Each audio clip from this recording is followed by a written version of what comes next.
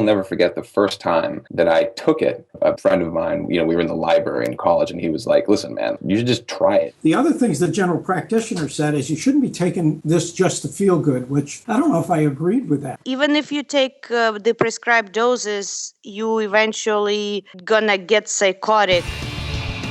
Charge up your axons, ready your receptors, and shift your lobes into upper beta phase. You are listening to Smart Drug Smarts, the podcast dedicated to helping you optimize your brain with the latest breakthroughs in neuroscience, nootropics, and psychopharmacology.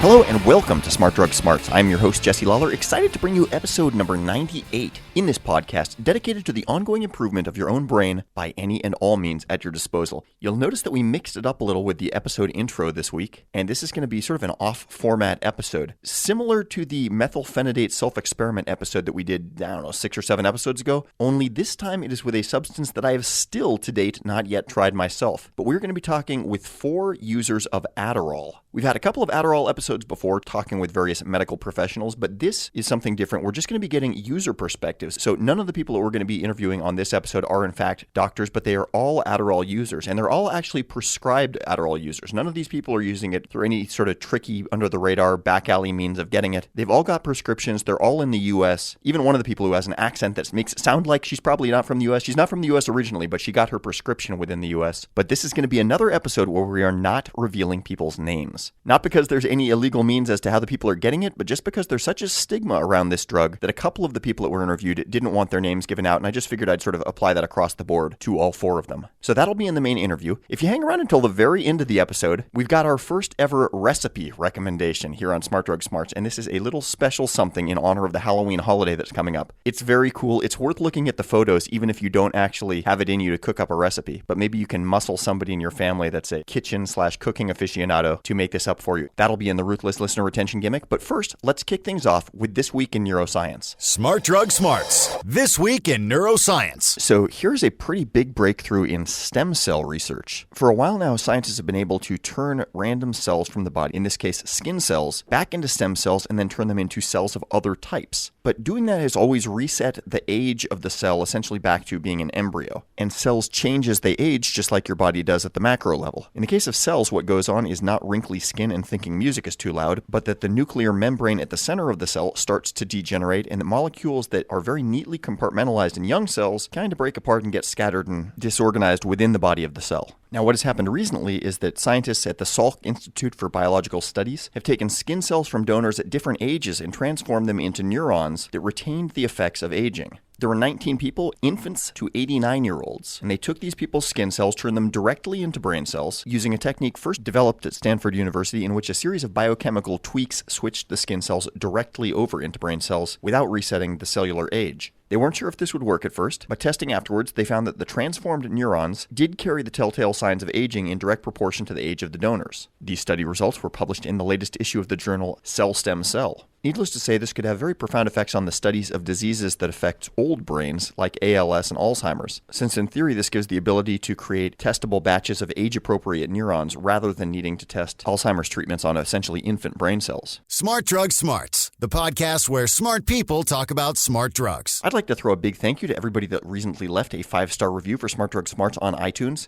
Pure Legend from the UK said, "These podcasts are humorous, clear, informative, educational, and potentially life-changing," which is pretty much all the marks that we'd ever try to hit, so thank you very much. And RJ Dudley 55 said, "I love this podcast. There's a great diversity of topics, wonderful in-depth questioning of the guests, and the show has a nice, easygoing cadence to it, all of which makes it very easy to listen to." So thank you guys oh so very much. And also to everyone who's reached out on email, Twitter, or any of the other means. There's not really a favorite way to reach out to us. Email's all nice and personal, Twitter's fun and has pictures, and iTunes, of course, has the added bonus in helping us in the rankings. So all of those are really, really appreciated. I would also like to share an excerpt from one email that I got from a listener who's also a shopper at axonlabs.io, that's Smart Drug Smart's retail wing of operations. He said, "I've significantly reduced the number of nootropics containers that were overflowing from one of my kitchen cabinets after switching over to Mitogen and Nexus. Literally, bottles were precariously balanced and would regularly avalanche out. My wife wasn't too happy. I think she's happier now, and she's also taking Mitogen and Nexus, which I hope helps her as she begins her computer coding journey at Hackbright." So thank you to that listener, Steve, and thank you to everybody that's found your way over to axonlabs.io to check out those couple of stacks. He is not joking. You could potentially collapse 10 different bottles down into 2, depending on what you're normally taking, with a switch to mitogen and Nexus. And one of the things, actually, if I may for a moment, not that you should ever buy anything strictly for its packaging, but one of the things I really like about mitogen and Nexus is the bottles are actually fairly small, but they are absolutely filled to the brim when you get them. There's nothing worse than like buying a bottle and opening it and 2/3 of it's empty air and some cotton gauze at the top, and you're like, oh, come on. But that is not what's going on with axonlabs.io. I had nothing to do with the bottle selection, so I can't take credit for that, but I was quite happy to find out that they are, in fact, packed up to the brim. Anyway, moving along. This week's main interview is a little bit different format than most of our interviews. So here's the origin of this episode. A longtime Smart Drug Smarts listener reached out to me and said, hey, Jesse, I really liked what you did with the methylphenidate episode. I'd recommend maybe doing something similar with Adderall, and I'd be more than happy to be a guest. It's something that I've been using for a long time and have a lot of thoughts about. And immediately my ears pricked up. I thought that sounded great. But because this guy is just a guy, he's a smart dude and he's an expert insofar as he's been taking this for years, but he's not a medical professional, he's not a biochemist, he's not any of these things that we normally have on as our main subject matter experts. So I figured if we were going to do this, we would reach out to several different users so we can kind of get a cross-section of perspectives from people that are using this drug. And that is exactly what we've done. What you're going to hear is sort of a potpourri of interview splices from these 4 different people that I spoke with. We managed to completely edit me out of the process. It seemed like it was distracting to have me coming in every now and then. And so we just cut straight from one person to the other, but I think that'll all be clear. Anyway, the 4 people in question, 3 of them are men, 1 is a woman, 3 of them are in their late 20s, 1 is in, I believe, his late 50s, early 60s. It'll be pretty clear who's who, and I will chime in with my own thoughts afterwards. So here we go with some perspectives on Adderall. I had always been growing up like the ADD kid in my family, right? I was always drumming on various different things. I could get hyper focused on, movies or books or something like that. But then in other times it was impossible to keep my attention. I'm 28 right now. So when I was growing up in the 90s, these drugs were starting to get more and more prevalent. But despite the diagnoses, I never had taken any medications. I didn't want to take the medications. I had always been able to procrastinate. And then when the adrenaline rush kicked in the night before a big paper was due or whatever, I would crank it and get it done. My awareness of Adderall started when my youngest son was diagnosed with attention deficit, and they started using it with him, and it was a bad experience. And I have opinions and observations about when someone is diagnosed with that and started on pills, how it can be a negative experience for them. He didn't know what was happening, but he also knew that when he was in class at school and he had to go out and take a pill, it was different. So, that's a whole other issue. He tried to take it a couple of other times as he was growing up. And when he got older, he started using it like college kids use it. They use it to stay up all night. They use it to focus, to prepare for an exam. So it was essentially being used like an amphetamine. A couple of years ago, my financial situation started getting worse, and I needed to stay awake more hours. And I remembered a friend of mine mentioned about something to stay awake, and I called him back to ask when I'm like, what was it that you mentioned to stay awake for a while? And he said, it was Adderall.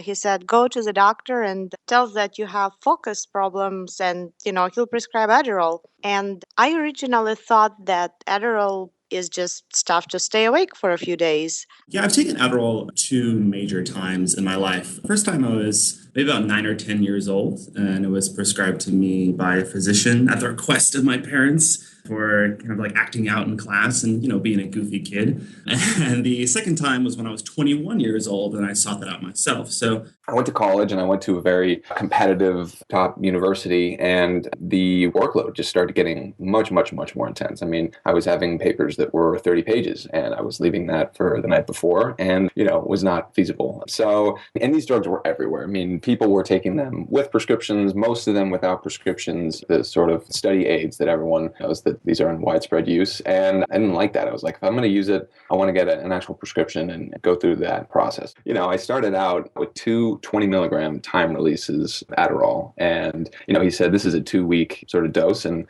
test trial. Let's see how this goes. And we'll come back. And it was like putting my head on a roller coaster. I don't know how to describe it. I mean, it was a very intense experience. My observations are that if people don't know what the benefits are meant to be, and if they're not prepared to take a drug like that, they're going to have a bad experience. personally, I was at a point where I was getting overwhelmed at work. I had had a diagnosis of not being hyperactive ADD, but inattentive ADD. I had been through quite a bit of therapy, and I'm an adult, so I can observe what the impact of a drug is and I can tinker with it. So that's what I did. I will say that Adderall, it can be very harming if you do not know full package about it. All the good things that come with Adderall and all the bad things that come with Adderall. And then later on, I ended up reading about it, and now I am very literate about using any substance that I use. But when I first started, and I was also going to college back then, I just thought it's good stuff to stay awake for several days. So I wasn't on that too long when I was a child because I really didn't like it. As a kid, I think most of us want to have a sense of fun and not have a sense of being bombarded with all kinds of crazy information going on in our heads. I got interested in it when I was 21 years old, and I'm 27 now.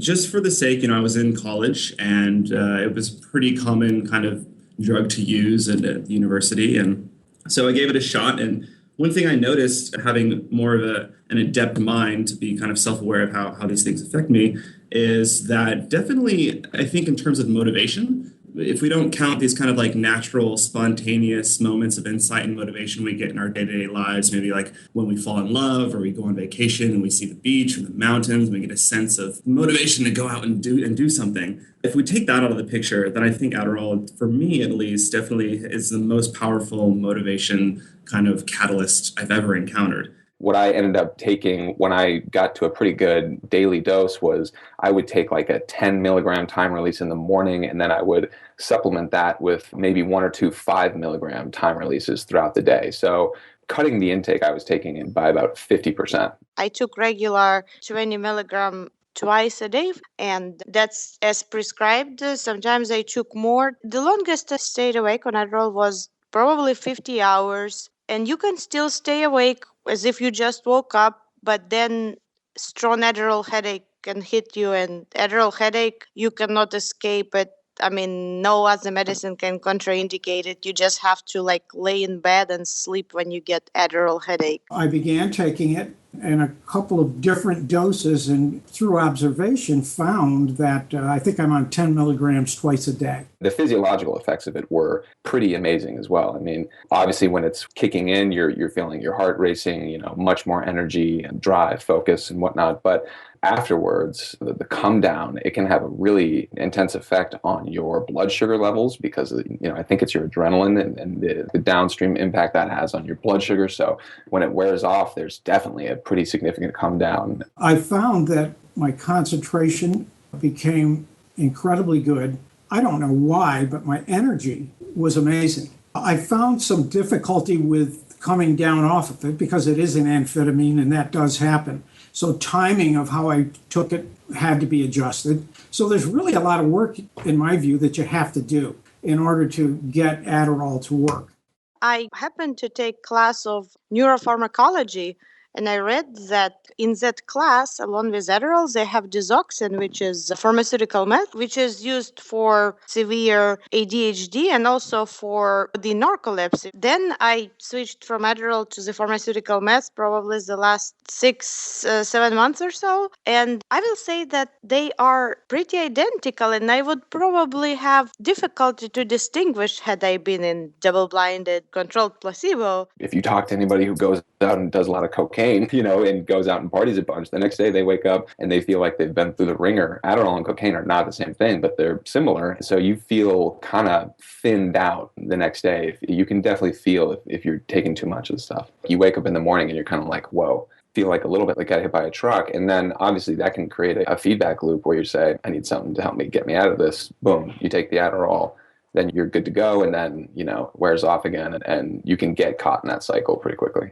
My wife loves it. She sees me being more able to move around, do things. Also, my mood was elevated. 2 months I've been using it. I found now that I'm waking up in the morning, and I haven't taken Adderall since 2 o'clock the day before, and I'm finding my attitude when I get up is positive as well. So whatever is happening is affecting me in a very general sense to be positive, less agitated or edgy. and able to concentrate much better.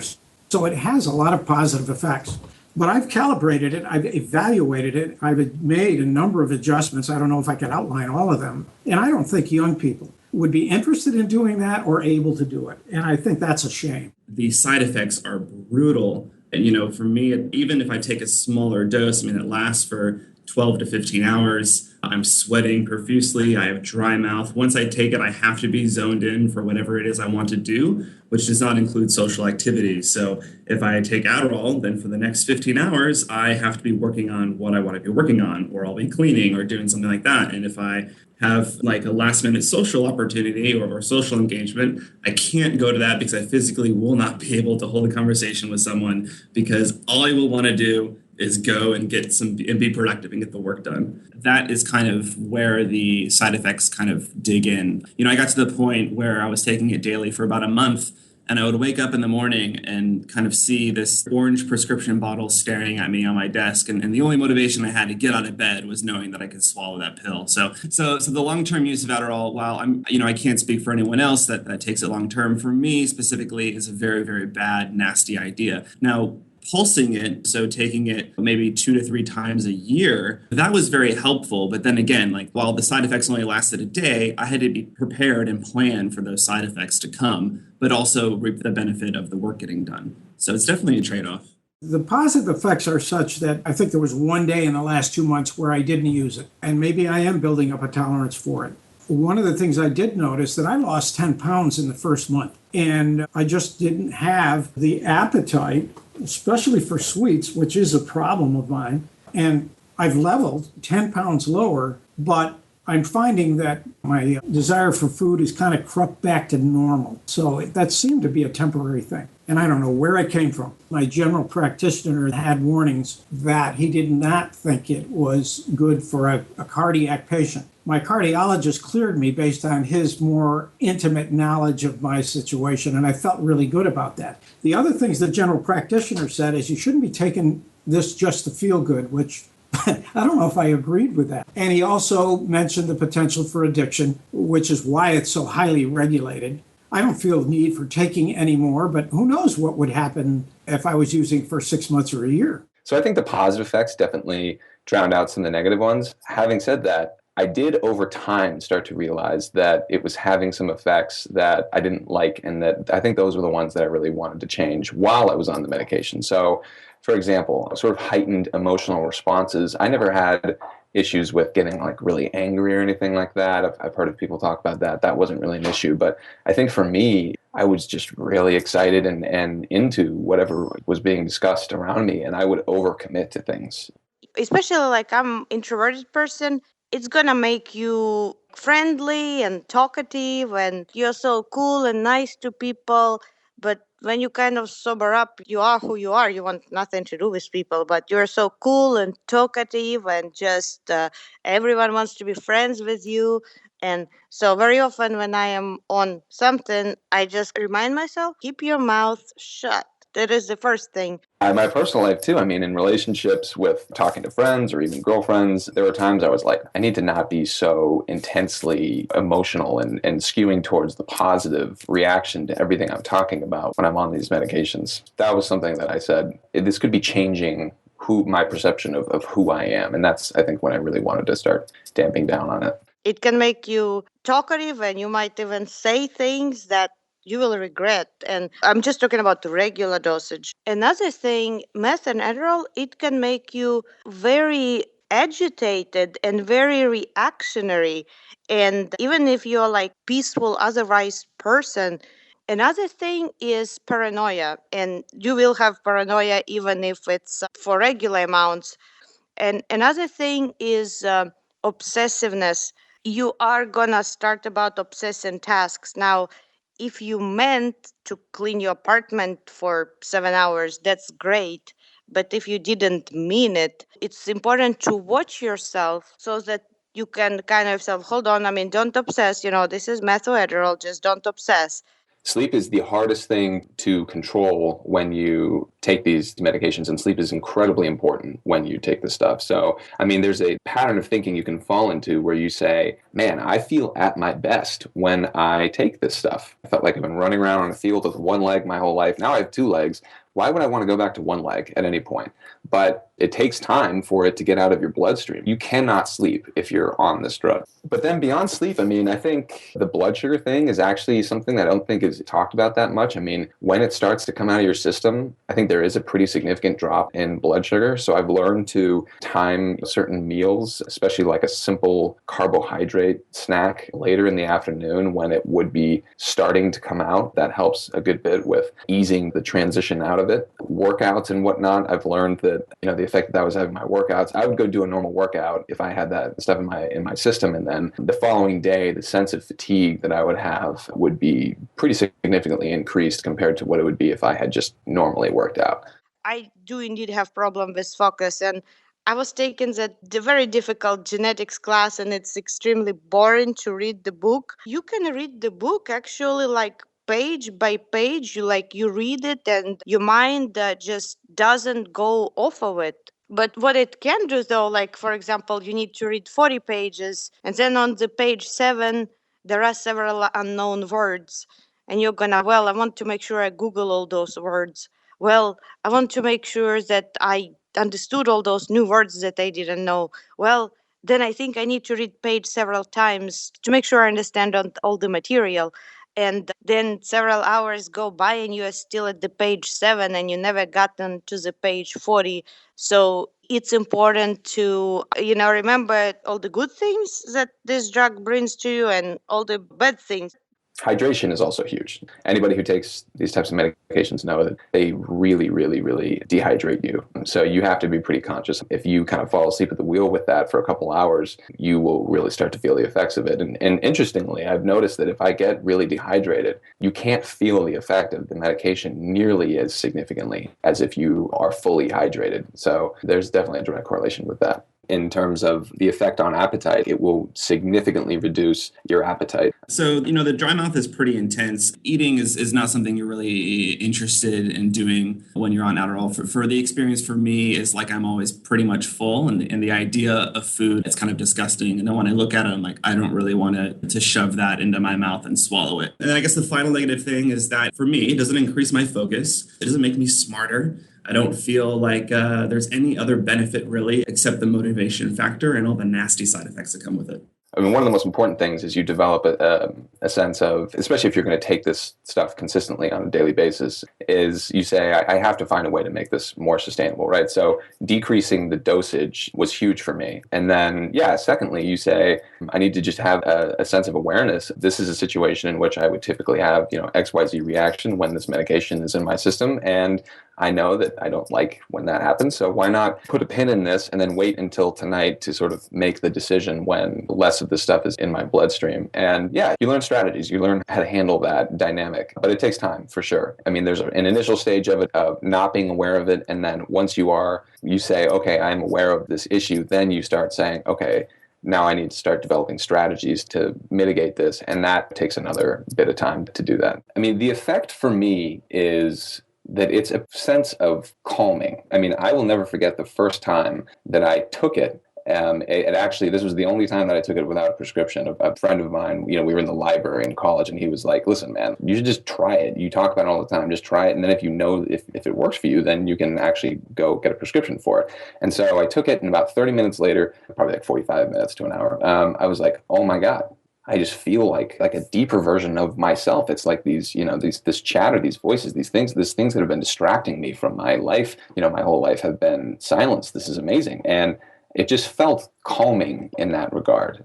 People who don't have ADD or ADHD who take it oftentimes will say, that stuff, man, makes me just amped up. I'm bouncing off the walls. I'm like, some people get really anxious on it. It's overly stimulating. So it's like they're already at the baseline level that I'm trying to get myself up to, so that when they take it, they're pushing themselves up to a level that's pretty far. I can totally understand why people would want to take this stuff every once in a while for whatever, study aids, kind of using it in sort of strategic use, I guess you could say. I have tried lots of different neurotropics, modafinil, all sorts of different sort of custom concoctions to try and replace these drugs. And I can say, at least from my personal experience, that this stuff is more potent than pretty much anything you can find out there. So you just have to be really careful with it if you're going to start saying, all right, I don't have a prescription for it, I'm going to use this for certain purposes. It's like you just kind of have to be aware of how potent this stuff is. It's pretty serious. I still want the same things on the drugs, the things that I wanted off the drugs. I still have the same values. I still have the same aspirations. And also, even if you take the prescribed doses, you eventually gonna get psychotic. What's interesting for me is that people are more likely to ask me, you doing all right? Or make some sort of comment on my behavior if I am not taking the medication compared to whether I am taking it. So I seem more normal if I'm taking it than if I don't take it. Whereas when I'm around people who don't have a diagnosis of ADD or ADHD and they take it, I mean, I can tell like right away. It's like this dude is jacked up and you can tell. So very often it's useful to offset by taking Seroquel, which Seroquel is a mood stabilizer. It's very often useful to take to counter the cumulative negative effects of meth, Adderall, or other stimulant drugs. I also always like to compare Adderall to electricity. Yes, you can stick your fingers in the outlet and electrocute yourself, but it's not electricity who is bad. So same thing about Adderall. If you let substance to destroy your life, it's not substance that is bad. It's just you who didn't use it properly.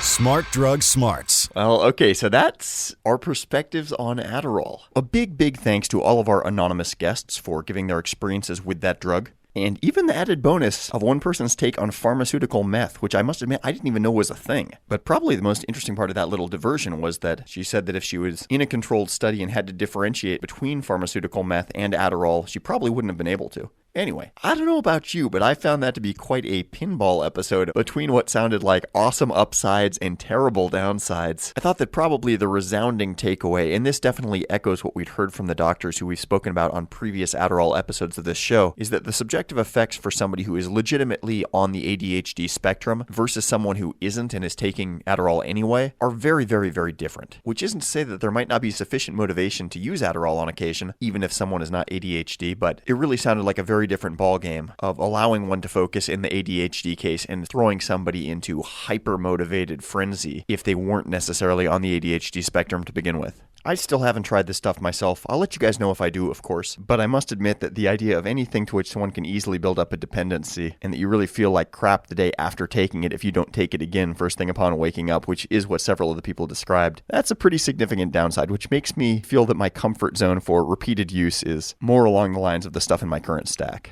All that said, curiosity has been known to get the better of me on occasion, and I wouldn't be surprised if one of these days I give it a go just to be able to give a fair apples to apples comparison versus the other stuff that I've sampled. But now, let's move along to the ruthless listener retention gimmick. Smart Drug Smarts. Ruthless listener retention gimmick. So when you think of Halloween, you normally think of chocolate candies and these little plastic wrap doohickeys, and it's not so much of a cake holiday. But some cake-making genius has created a Halloween-themed cake that looks like a big, bloody brain. I guess you could kind of make this at whatever size you want to, but the one that she's got photos of looks like it's probably more like the size of a brain of one of those ogres from Harry Potter. This thing's pretty gargantuan, but it looks great. It looks really like a big, bloody brain. It is apparently a red velvet cake on the inside, and it's constructed in stages, and the outermost layer is a brain flesh-colored fondant. I'm not even sure if I'm pronouncing that right, but it's rolled into tubes and then curled into brain-like folds on the surface. One is encouraged to use a scalpel to mold the cerebellum, the part at the lower rear of the brain that doesn't look quite the same as the rest of the brain does on its surface. And finally, the application of a seedless raspberry jam all over the top makes it look all good and bloody like it has been pulled unceremoniously out of some screaming victim's skull. One extra bonus with this cake, unlike most cakes that as you start to eat them, they just kind of start looking worse and crummier and lose their visual luster, the half-eaten, gobbed-out version of this cake kind of looks even more scary and disgusting, kind of like a zombie got at it and it was brown and rotten on the inside. It's quite the culinary achievement, and we'll have the recipe link on the website. Smart Drug Smarts. We get you thinking. Okay, that is the entire episode. Thank you for hanging around until the end. If you liked what you heard, please do us a favor and spread the word on Smart Drug Smarts to friends and brain-owning colleagues. The show notes for this episode will be online at smartdrugsmarts.com/episode-98, including the links to everything that I mentioned here. Some of you have asked what is going to be episode 100, what is coming up in a couple of weeks for the centennial episode. The answer is a big resounding, I'm not quite sure yet, but I'm getting closer to being sure, and if it is what I think it is, it's going to be pretty cool. But you're going to have to wait 2 more weeks for that one. Next week is going to be a little bit of a flashback episode, I think, to a topic that we covered recently, but maybe not to the extent that we could have. There seem to be several stones unturned that we may be returning to. Anyway, no more clues. I will be back at you next week. Same time, same podcast, and with the same unflagging commitment to helping you fine-tune the performance of your own brain. Have a great week, and stay smart. You've been listening to the Smart Drug Smarts podcast. Visit us online at www.smartdrugsmarts.com and subscribe to our mailing list to keep your neurons buzzing with the latest in brain optimization. Smart Drug Smarts should be listened to for entertainment purposes only, although some guests on the show are medical doctors, most are not, and the host is just some random guy. Nothing you hear on this podcast or read at smartdrugsmarts.com should be considered medical advice. Consult your doctor and use some damn common sense before doing anything you think might have a lasting impact on your brain.